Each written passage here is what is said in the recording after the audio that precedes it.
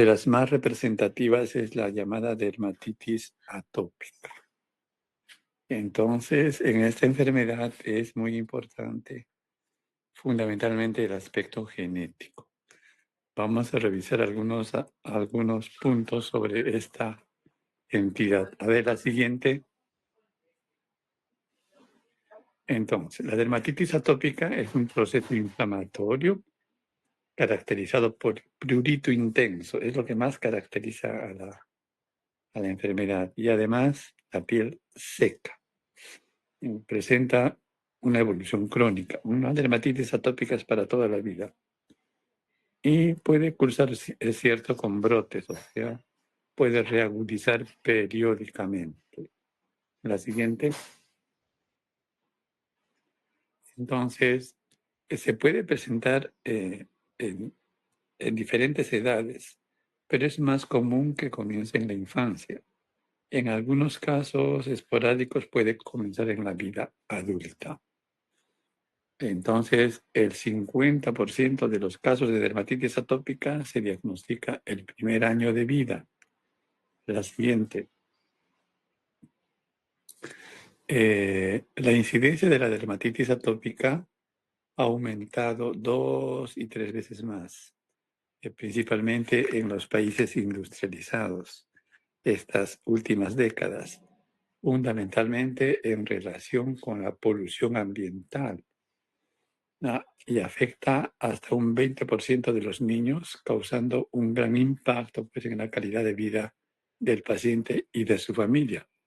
¿Por qué es esto? Porque un niño que tiene dermatitis atópica, como tiene un prurito muy intenso, a veces no puede dormir. Y si un niño no duerme, despierta a toda su familia.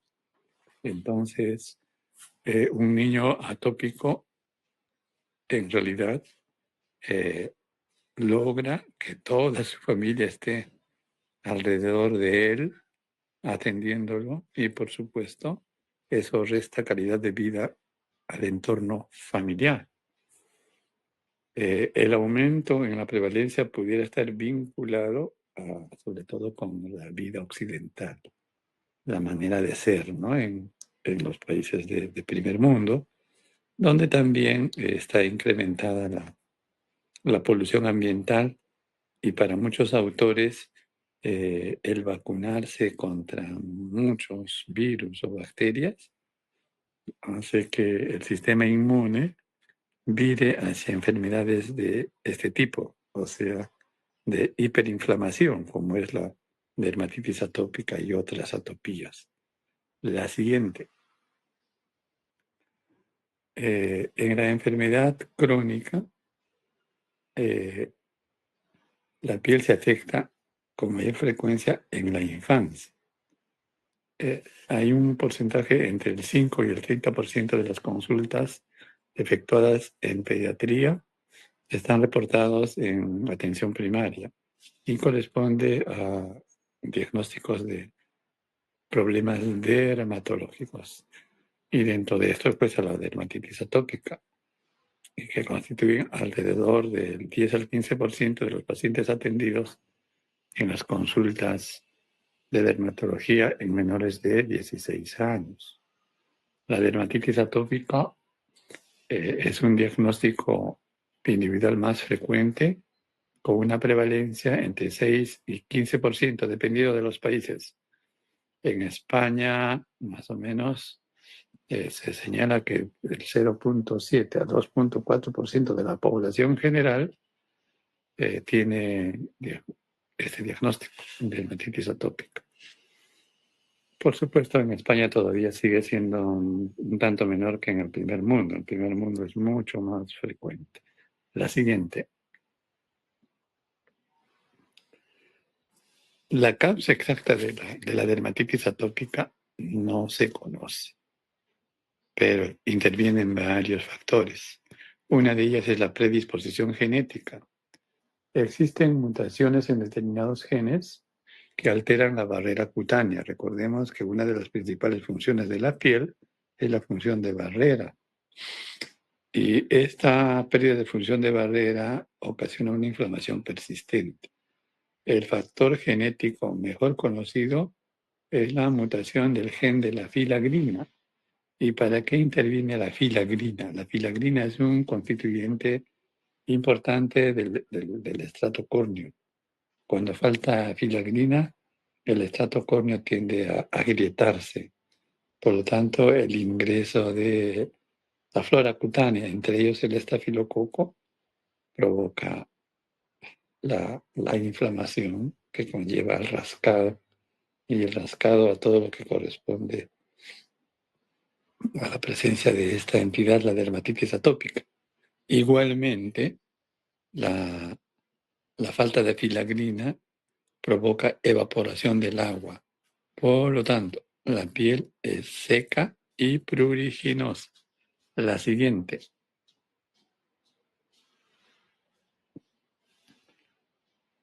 La predisposición genética se pone de manifiesto por la presencia de antecedentes familiares de enfermedades alérgicas en los niños con dermatitis atópica y la coexistencia en el mismo niño de otras enfermedades alérgicas, tales como asma, rinitis o a veces alergias a determinados alimentos, pero este último no es lo más importante. Lo más importante son los antecedentes de asma bronquial o broncoespasmo, de rinitis alérgica, de la propia dermatitis atópica y también de conjuntivitis alérgica. Por lo tanto, la predisposición familiar es un agente muy importante en la prevalencia y en la presencia de esta enfermedad. Se dice que si está afectado un progenitor, o sea, un padre o la madre de dermatitis atópica, hay una chance de un 60% de que los hijos tengan dermatitis atópica. Si ambos padres tienen la predisposición, este porcentaje sube a un 80%.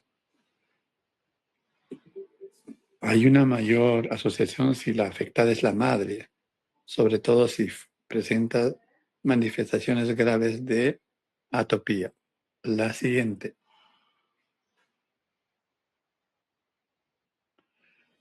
Entonces, como habíamos señalado, una de las causas más importantes es la pérdida o la disrupción de la barrera cutánea.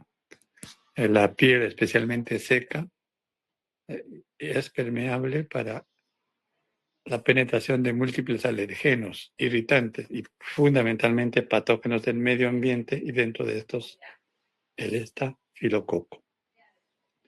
Se estima que la piel dañada por el eczema tiene un 30% menos de ceramidas, y las ceramidas son parte de los denominados lípidos epidermales que impiden pues la sequedad y la evaporación del agua. La disfunción de la barrera cutánea se reconoce como fundamental para el inicio y la progresión de la dermatitis atópica. La siguiente. Entonces, la inflamación persistente en la dermis está sugerido por algunos estudios que señalan que la activación de los linfocitos T en la dermatitis atópica es bifásica. Hay infiltrado inflamatorio predominantemente por TH2 al principio y en forma tardía TH1. La siguiente. Estos son ejemplos clínicos de dermatitis atópica. En la etapa de la lactancia, hacia primer año de vida, la zona más afectada son las mejillas.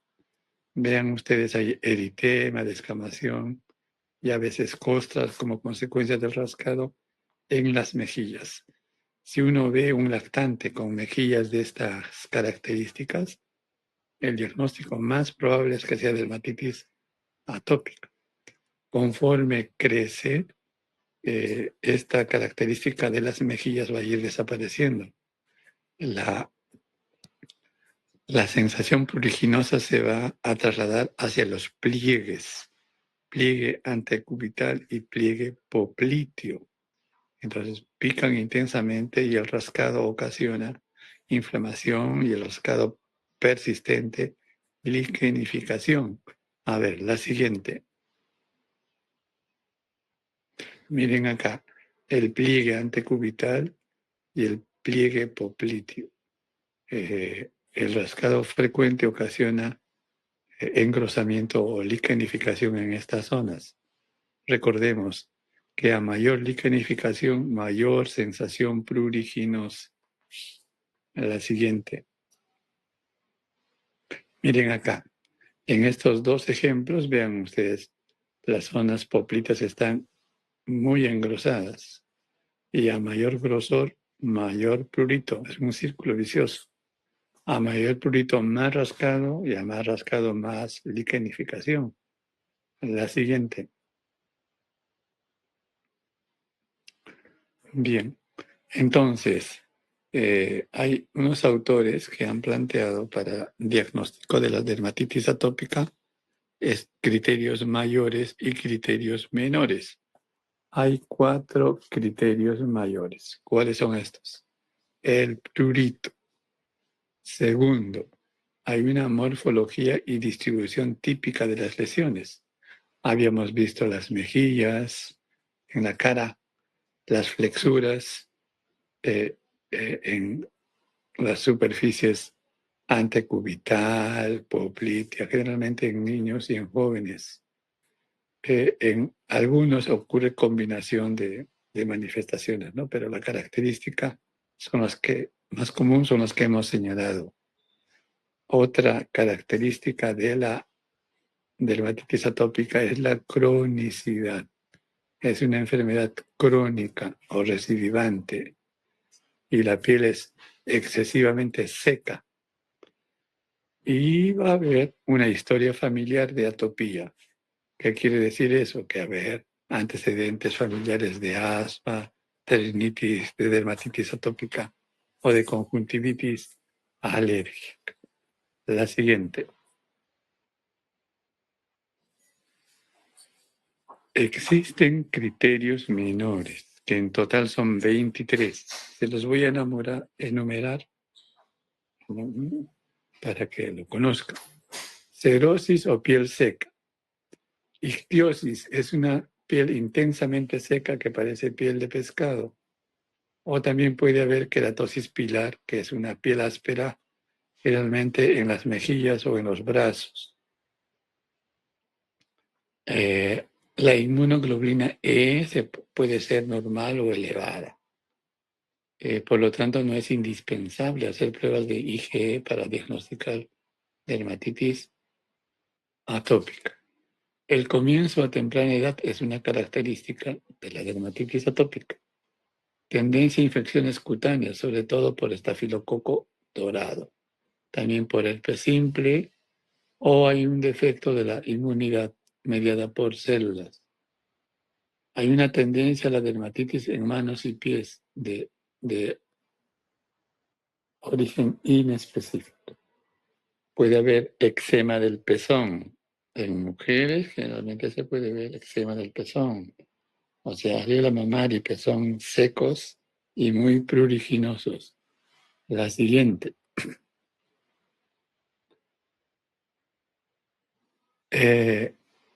Inflamación labial, que se llama queilitis. Conjuntivitis recurrente. Existe un pliegue, un doble surco en el párpado inferior. Se llama el doble surco o doble pliegue de Denny Morgan. Queratocono es a nivel ocular. Catarata anterior subcapsular a nivel ocular. Puede haber oscurecimiento periorbitario, se llaman ojeras. Eritema o palidez facial. Y la llamada pityriasis alba también puede ser una característica menor de la dermatitis atópica. La siguiente. Compromiso de los pliegues anteriores del cuello. Hay prurito al sudar. Hay intolerancia a materiales tales como lana, solventes orgánicos. Hay una acentuación perifolicular, un resalte folicular. Hay intolerancia a algunos alimentos hay un curso influenciado por factores ambientales o emocionales y hay el dermografismo blanco. ¿Qué quiere decir?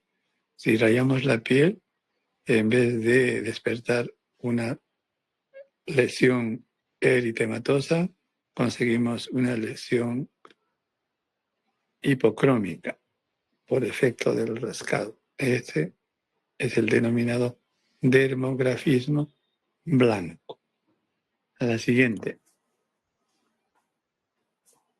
Bien, acá para que vean un ejemplo del doble surco del Denny Morgan en el párpado inferior. La siguiente. Ahora, ¿qué diagnósticos diferenciales plantea la dermatitis atópica? Muchas.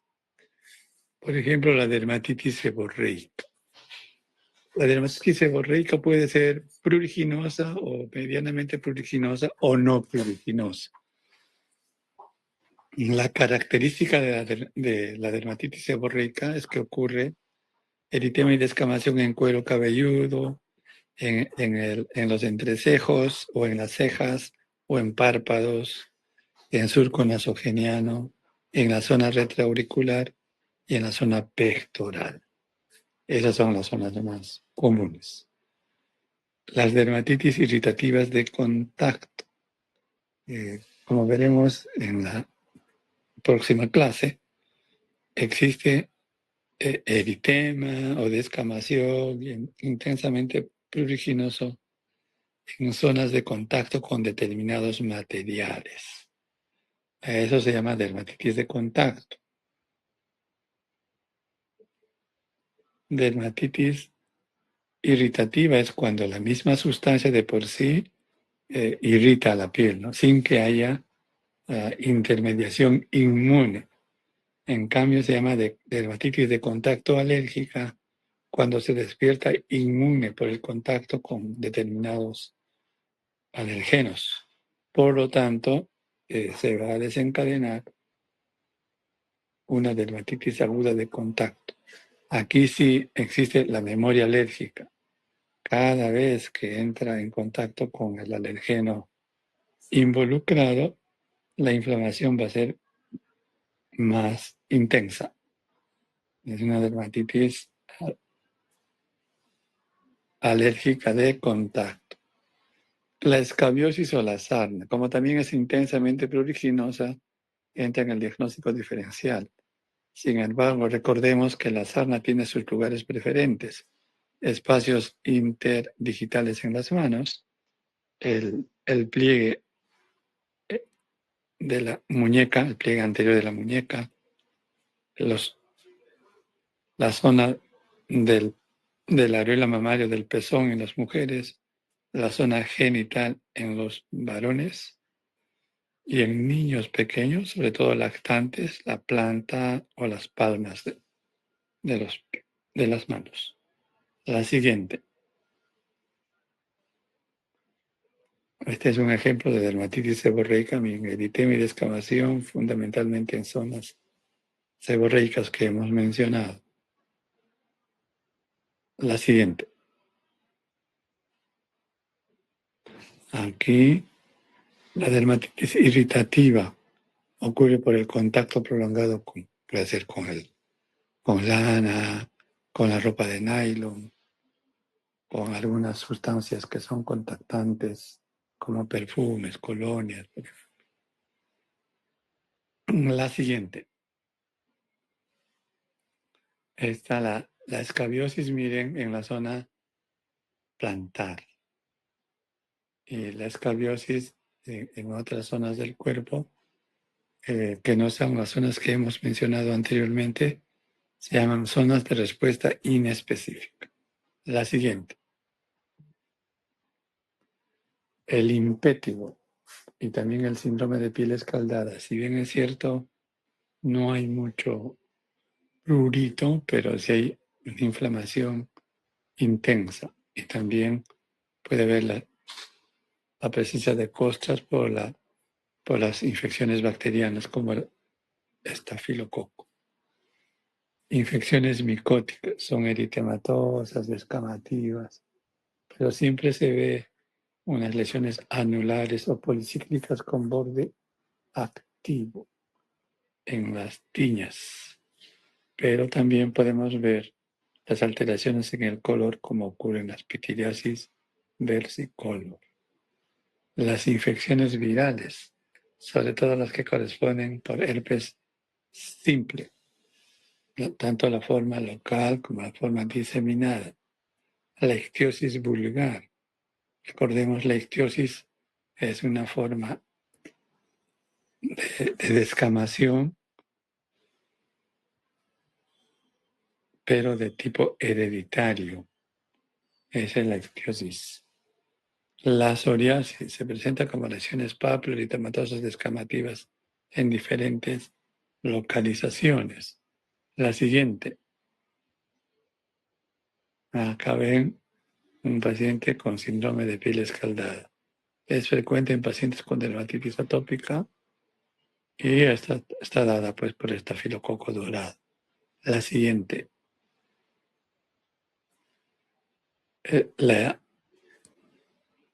Bueno, habíamos dicho la ictiosis vulgar es una enfermedad autosómica dominante con escamas gruesas en extremidades. Estos están presentes en la forma hereditaria desde el nacimiento. La siguiente. La psoriasis se presentará como lesiones eritematosas descamativas en pápulas o placas bien delimitadas. La frecuente localización en codos, rodillas o en cuero cabelludo nos puede orientar hacia el diagnóstico de psoriasis. En la psoriasis también hay compromiso de uñas y también de la superficie del cuero cabelludo. La siguiente. Bien, entonces siguen otros diagnósticos diferenciales de la dermatitis atópica. Miren que hay que hacer con varias. Enfermedades metabólicas por deficiencia de zinc o de biotina o de fenilcetonuria. Inmunodeficiencias que también cursan con prurito y piel seca. Tenemos varias. El Wiskott-Aldrich, el síndrome de hiper-IgE y otras inmunodeficiencias. Enfermedades malignas, los linfomas, como la micosis fungoides, también hay que hacer diagnóstico diferencial, sobre todo en las dermatitis atópicas del adulto. La dermatitis herpetiforme es una entidad que se caracteriza por prurito intenso. Es conveniente hacer el diagnóstico diferencial con esta entidad y la dermatitis atópica.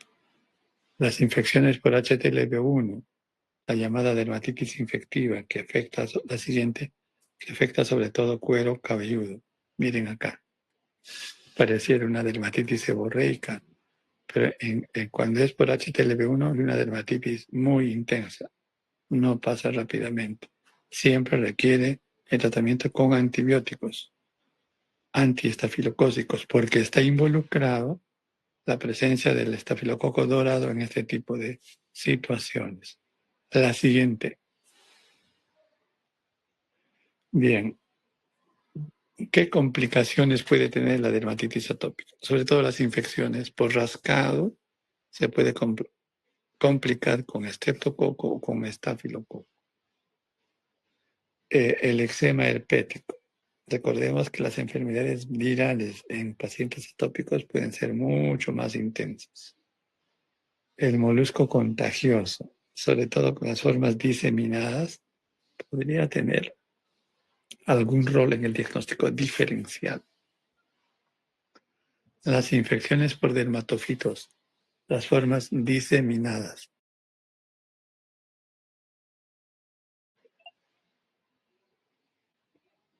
La siguiente. Bien, entonces, en la pirámide de tratamiento de la dermatitis atópica, recordemos que lo más importante es la piel seca, la sequedad de la piel. Por lo tanto, hay que hidratar permanentemente la piel del paciente atópico. Es importante los antecedentes de atopía, tenerlos en cuenta en el diagnóstico. La distribución característica de las lesiones que ya les he mencionado, del lactante, del preescolar, escolar y adulto. El prurito es una enfermedad intensamente pruriginosa y es una enfermedad crónica. La siguiente. Entonces, en la base de la pirámide de tratamiento está la hidratación, que nos servirá para mejorar la sequedad cutánea y por lo tanto a disminuir el prurito. También, si eso no es suficiente, se puede usar corticoides tópicos o también inhibidores de la calcineurina. O también hay una que no les he mencionado en el Vademecum, que hemos repartido, el crisabolol, que es un inhibidor tópico del AMP cíclico. También podemos usar, en casos muy escogidos, la terapia con esteroides sistémicos, pero por tiempo breve. Si no hay solución con ese tipo de alternativas, se usa la azatioprina como inmunosupresor, igualmente la ciclosporina como inmunosupresor.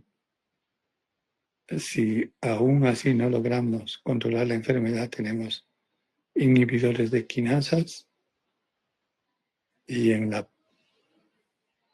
el vértice de la pirámide el uso de terapia biológica como es el dupilumab.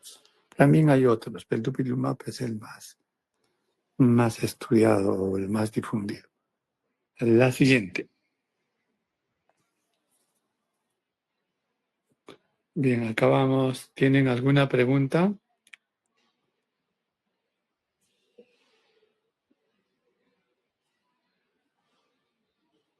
Doctor, disculpe, ¿podría repetirnos por favor la diferencia entre una dermatitis irritativa de contacto y la dermatitis alérgica de contacto, por favor?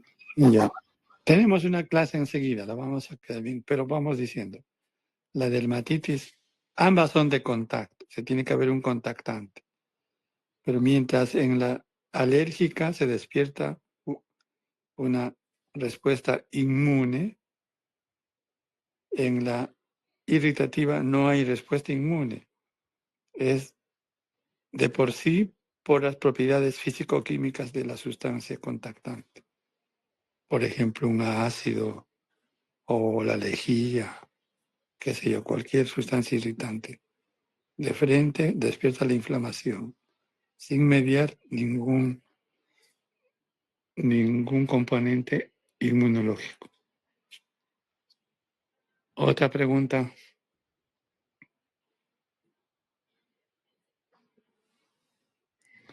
Bueno, tenemos enseguida la clase de dermatitis de contacto, a ver si la pone.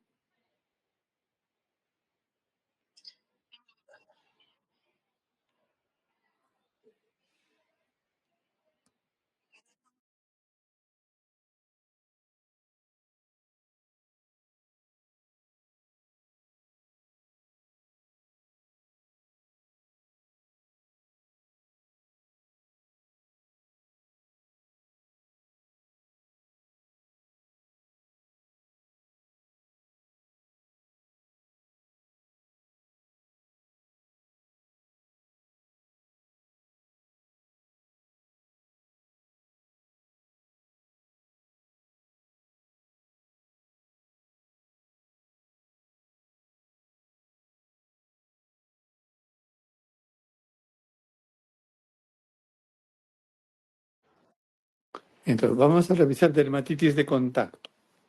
La siguiente.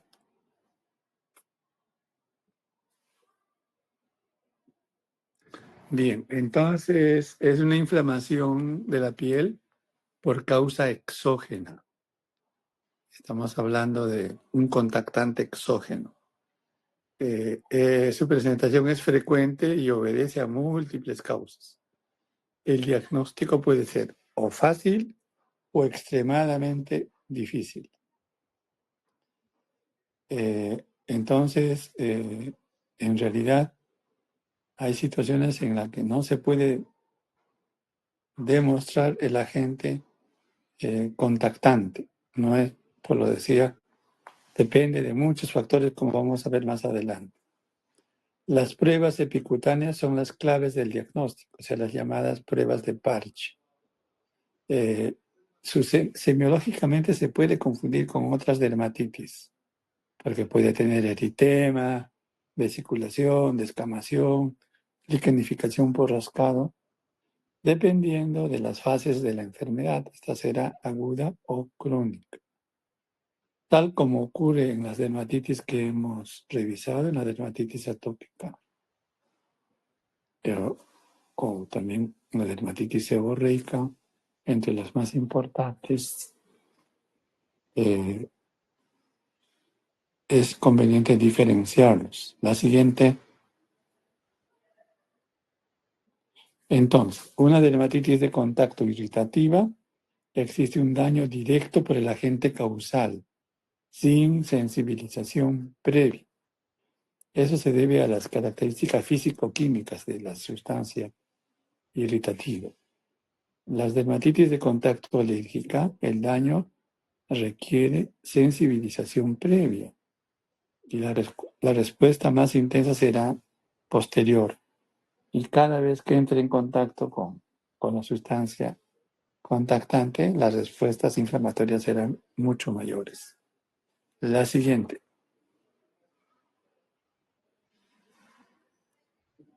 Entonces, las dermatitis de contacto, como cualquier enfermedad de este tipo, tiene una fase aguda o una fase crónica. Las formas agudas generalmente son muy inflamadas, son eritematosas, edematosas, en ocasiones pueden ser vesiculares o además pueden ser exudativas si se rompen las vesículas. Las formas crónicas son más secas, descamativas y muchas veces liquenificadas o engrosadas.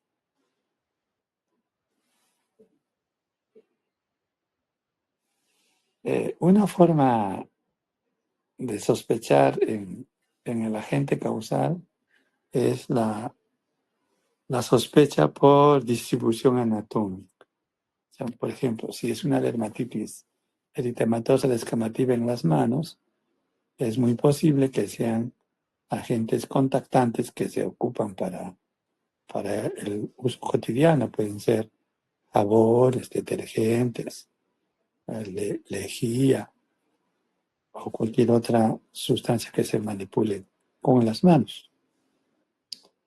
La piedra angular en esta enfermedad, en el diagnóstico de esta enfermedad, es pues la anamnesis y el examen físico. Dentro del examen físico destaca una distribución regional de las lesiones que permite sospechar posibles agentes etiológicos o alérgenos. La siguiente. Las formas agudas pues son eritematosas, edematosas, en ocasiones vesiculares y por tanto exudativas.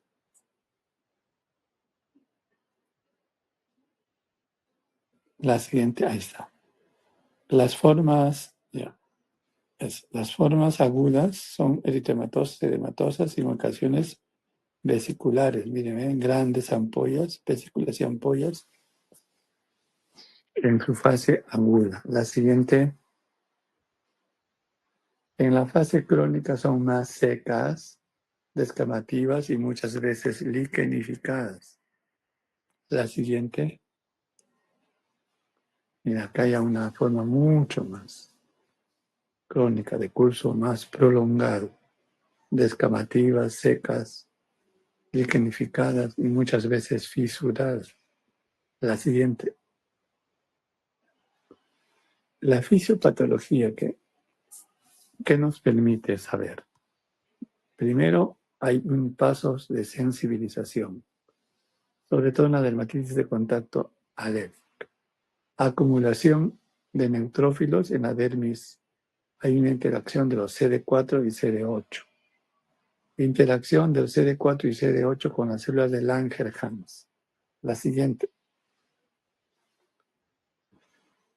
Entonces, en el paso 1, el queratinocito activado por los actenos, células de Langerhans.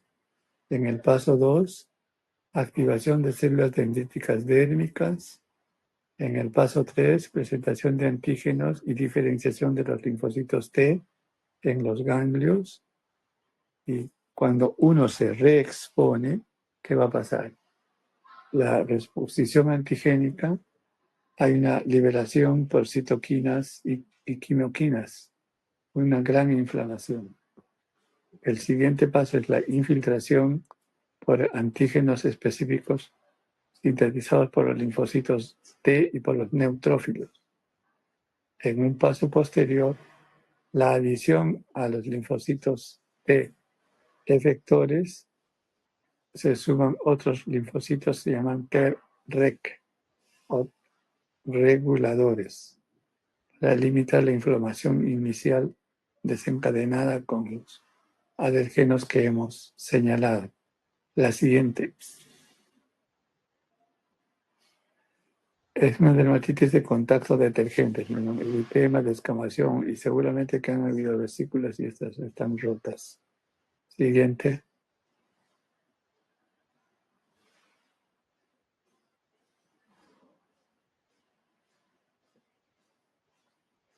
En este caso, miren, es una alergia de contacto a los guantes de goma, a los guantes quirúrgicos.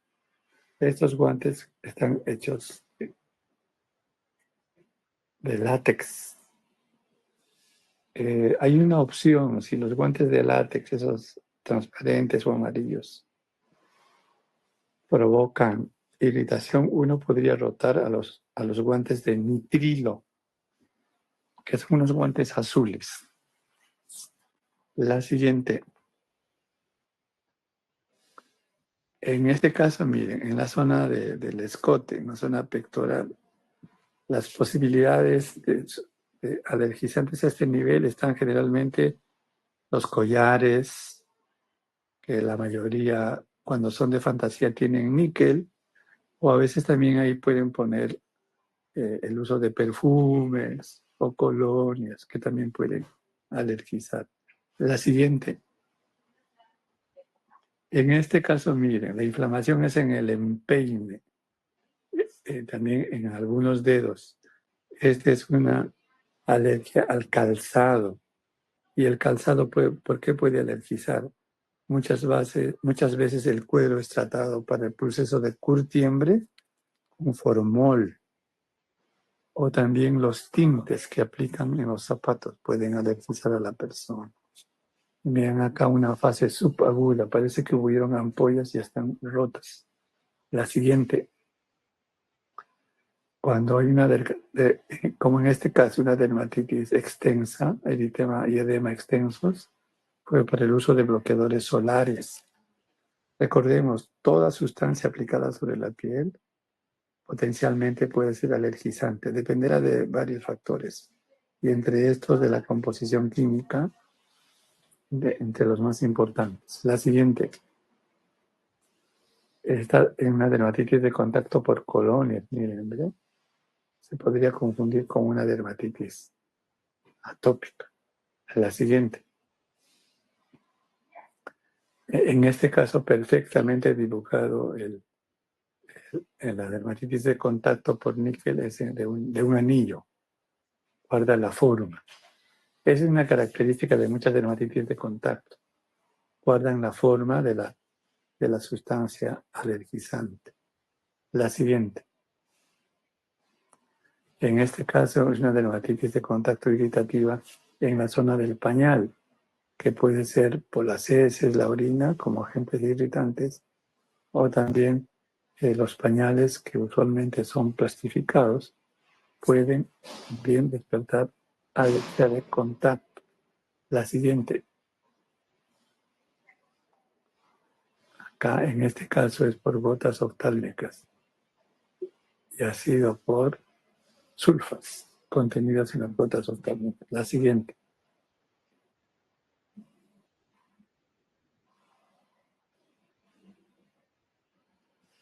Bueno, entonces hay que investigar las posibles causas.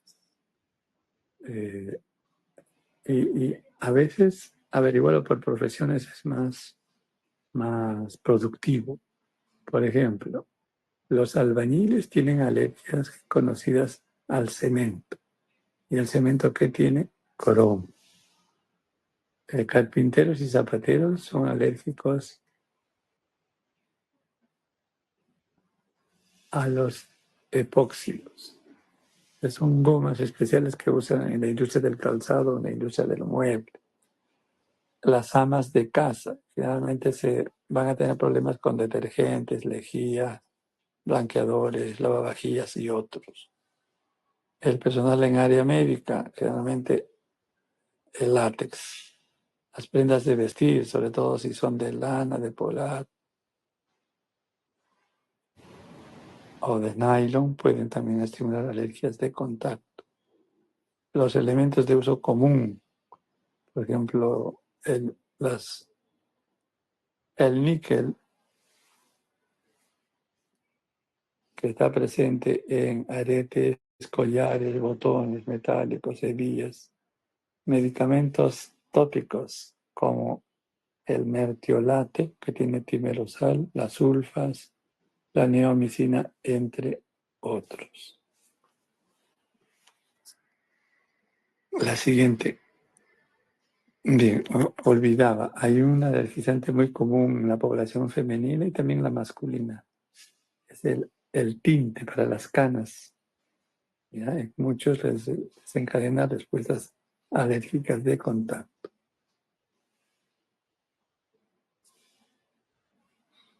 El gol estándar para el diagnóstico de qué sustancia es la alergizante es las pruebas de contacto. Cada uno de esos cuadraditos tiene la sustancia con potencialidad alergénica. Eso se saca a las 24, 48 horas y entonces el paciente puede tener, y el médico tratante también, una alta posibilidad de identificar el agente causal. La siguiente. El tratamiento dependerá de si es una fase aguda o una fase crónica. La fase aguda generalmente se usa corticoterapia sistémica breve, porque hay una fase edematosa, eritematosa, y muchas veces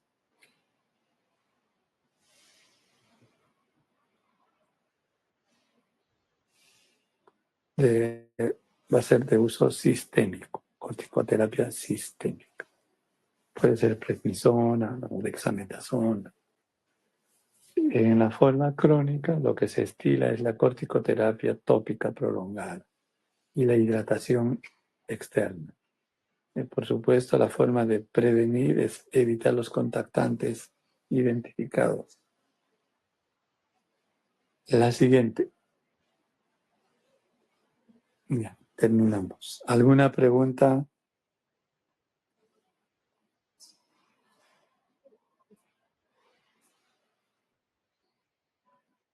Bueno, si no hay preguntas, hay dos clases bien cortitas. Vamos a avanzar eso más porque nos va a faltar tiempo. ¿Qué hora tienen?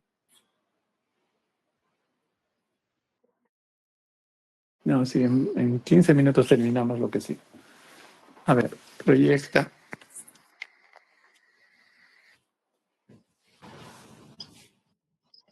Y ya.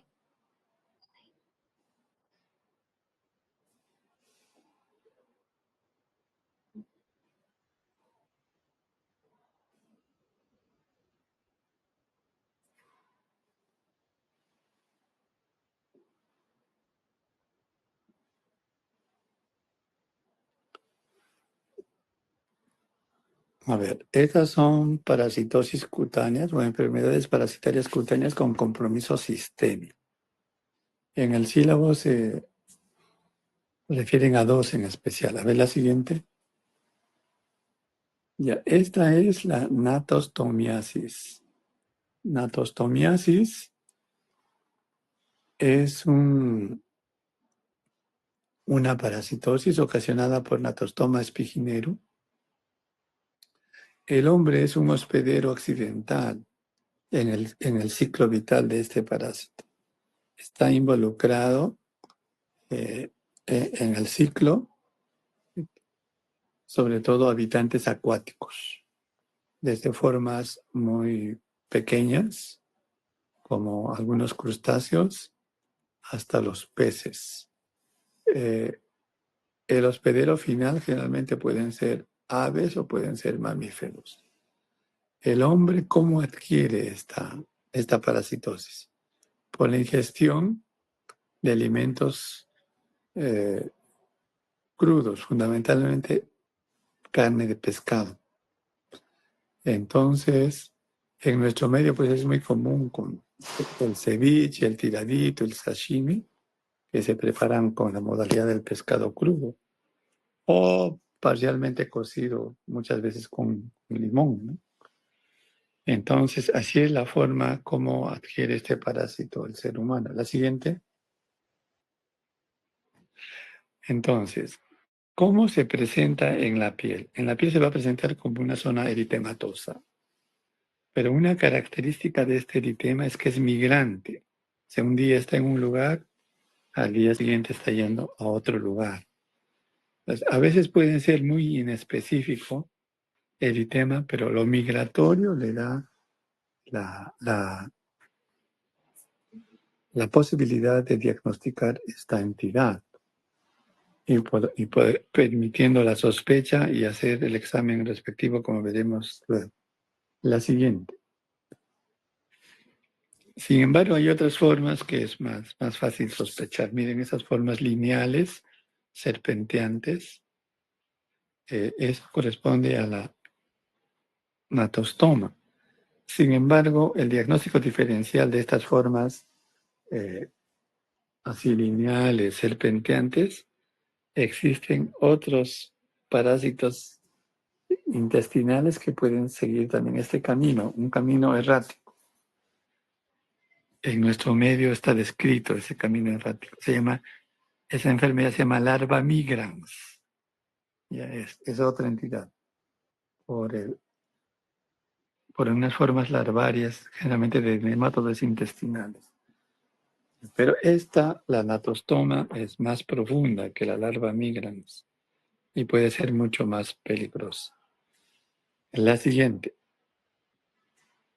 Entonces, el diagnóstico es biopsiando el lugar donde está reptando la larva. Pero hay que biopsiar inmediatamente antes de la zona eritematosa, que está migrando, porque ahí tenemos más chance de encontrar restos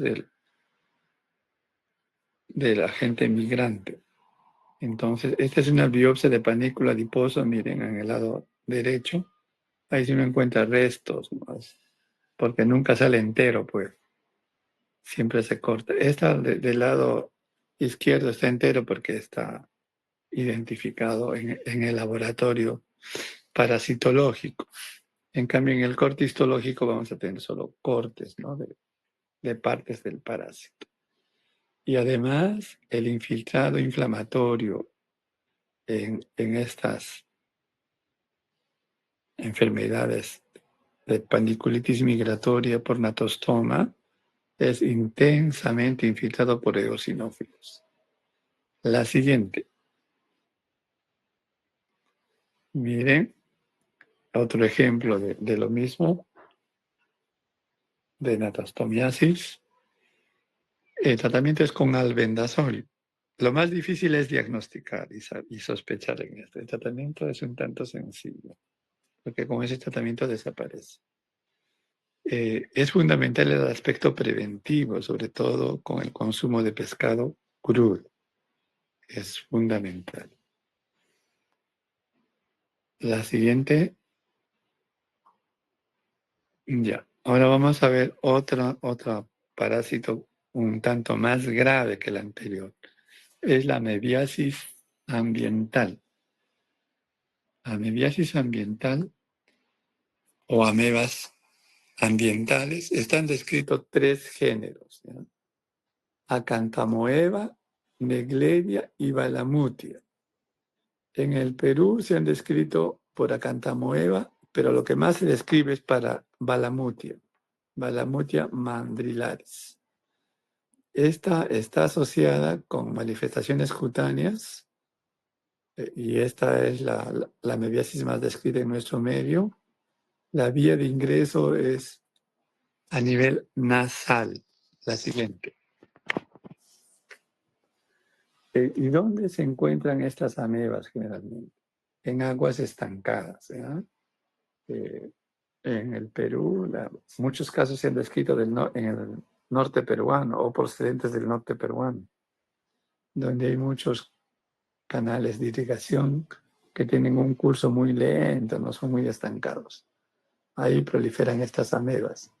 ¿Y cómo los adquiere uno?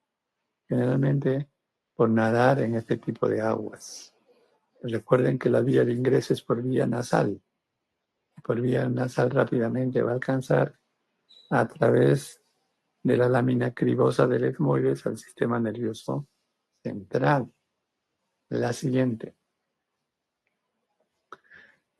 Esta amebiasis ambiental es de difícil diagnóstico, primero por lo infrecuente y segundo hay que tener experiencia para sospecharlo y después para realizar la biopsia y seguidamente para estudiar la pieza biopsiada, porque si uno no está bien entrenado fácilmente puede obviar el diagnóstico. Aún no hay un tratamiento efectivo. La siguiente, miren, la vía nasal es el lugar más común y lo que uno va a ver es esto, una placa eritematosa en la zona nasal. Es la forma más común. Ingresa en esta zona, en la piel puede mantenerse por mucho tiempo, varios meses, y después recién invadir al sistema nervioso central. Entonces, finalmente va a ocasionar pues, una encefalitis ambliviana, que es de necesidad mortal, pero hay algunos casos que han logrado sobrevivir. La siguiente. Miren acá la encefalitis, este paciente está postrado, por una encefalitis mediana. ¿Por qué se caracteriza esta encefalitis? Por fiebre, por déficit neurológico focal, un síndrome de irritación meningia, con los signos ya conocidos, rigidez de nuca, intolerancia a la luz, brillante. Hay un aumento intracraneal de la presión intracerebral, dolor intracraneal, digo, dolor de cabeza, náuseas y vómitos, y por supuesto alteración en el nivel de la conciencia. La siguiente es la balamutia, compromiso del sistema nervioso central. La siguiente. Este es un caso feliz de un niño que teniendo esta entidad ha logrado sobrevivir. Hay varios en realidad, 2 o 3 que han logrado sobrevivir a pesar de este diagnóstico. Ha sido reportado por los doctores Bravo y el doctor Gotuso, porque generalmente es de curso mortal.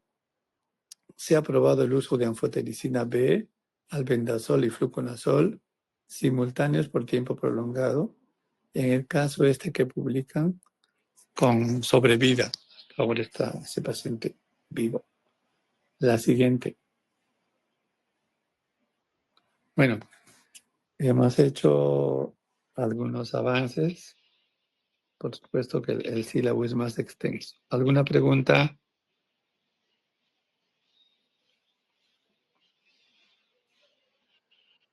Bueno, había comunicado a los alumnos que estuvieron en la clase práctica conmigo la posibilidad de hacer mañana clases de 8 a 10. ¿Se han enterado?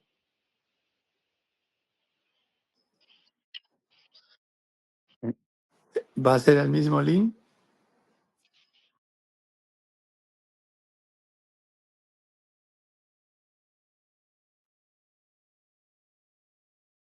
Pero no importa, pues ya ustedes le pasarán la clase.